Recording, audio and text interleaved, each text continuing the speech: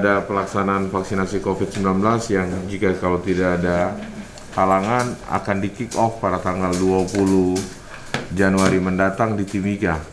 Informasi yang kami terima dari Dinas Kesehatan Provinsi Papua bahwa Kabupaten Timika adalah kabupaten pertama yang akan menyelenggarakan vaksinasi COVID-19 dan akan sama-sama dengan kabupaten kota yang ada di Kabupaten Kota Jayapura. Kemudian berapa jumlah tenaga yang akan sesuai dengan juknis dari Kementerian Kesehatan, ada 2 gelombang pelaksanaan vaksinasi COVID-19.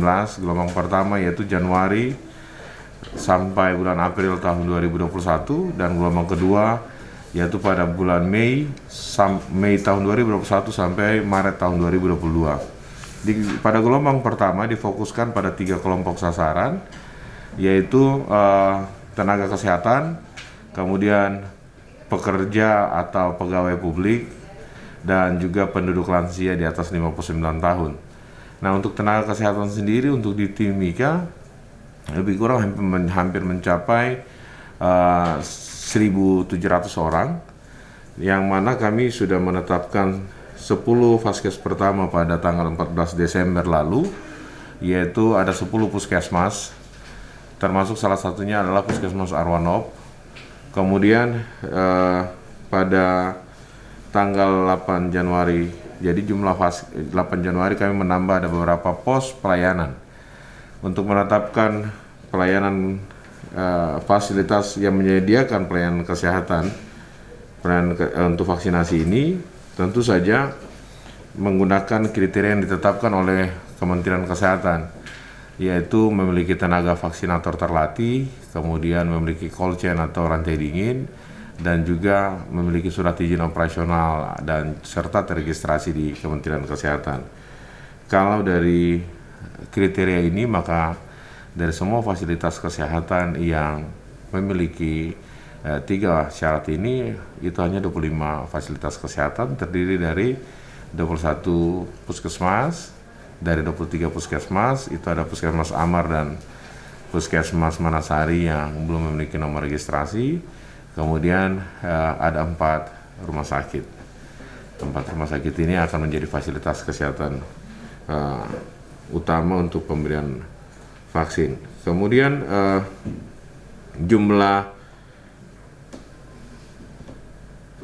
pos pelayanan itu mencapai 31 ya. Ya. Jadi ada penambahan, jadi pos pelayanan COVID itu mulai dari klinik imigrasi, terus kantor KKP pelabuhan itu untuk kantor kesehatan pelabuhan untuk bandara, dan ini jadi pekerja bandara juga akan divaksin. Kemudian ada praktek-praktek dokter swasta. Kita coba memanfaatkan atau mengoptimalkan fasilitas kesehatan baik milik pemerintah maupun swasta, karena tarikan data yang kami gunakan adalah peserta BPJS. Sampai per tanggal 31 Desember tahun 2020 peserta BPJS di Kabupaten Timika mencapai 355.000 sekian. Jadi ini data yang bisa kita pakai karena sudah tervalidasi baik NIK-nya maupun penjaminnya, yaitu pemerintah. Oleh karena itu, semua peserta BPJS yang terdaftar dalam aplikasi Primary Care BPJS Kesehatan itu tinggal menyesuaikan di vaskes mana yang yang terdaftar. Misalnya kalau saya di dokter praktek swasta, di tempat saya akan vaksinasi di situ. Tentu saja jejaring pelayanannya dengan puskesmas maupun rumah-rumah sakit yang menjadi pelaksana utama. Mungkin itu yang bisa kami sampaikan.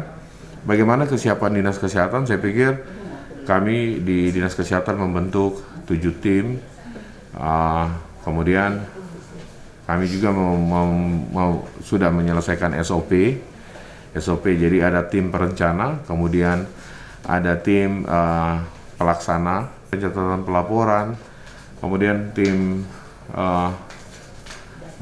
monitoring dan evaluasi, kemudian tim untuk logistik.